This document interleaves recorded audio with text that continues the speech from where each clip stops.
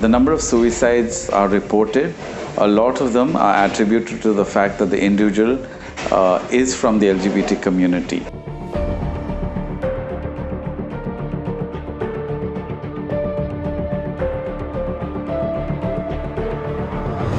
A lack of support, not just emotional and physical, but a support from all factors, whether it's education institutions, in a workplace setting or a residential area, because there's so much of violence and harassment meted out to these individuals, especially when they are very young. They find it very hard to deal with it on a day-to-day basis.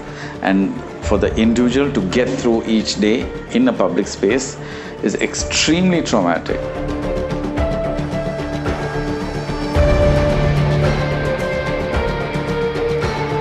This leads to them becoming extreming depressed, some of them turn to substances, and of course eventually some of them just snap, and you see them trying to end their life, sometimes successfully, where we lose out on many lives like that, and that's the tragic part.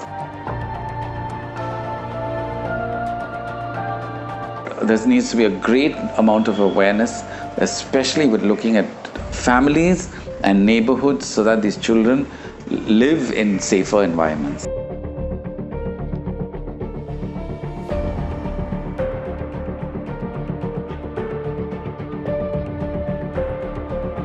Schools and colleges, because that's the key part where they actually come into their teens and they're dealing with their sexuality.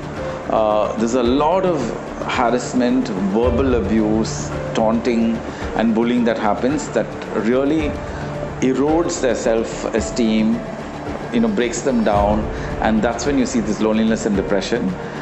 There has to be counselors placed in every school that have been trained and sensitized on LGBT issues. They should be able to identify and reach out to these individuals.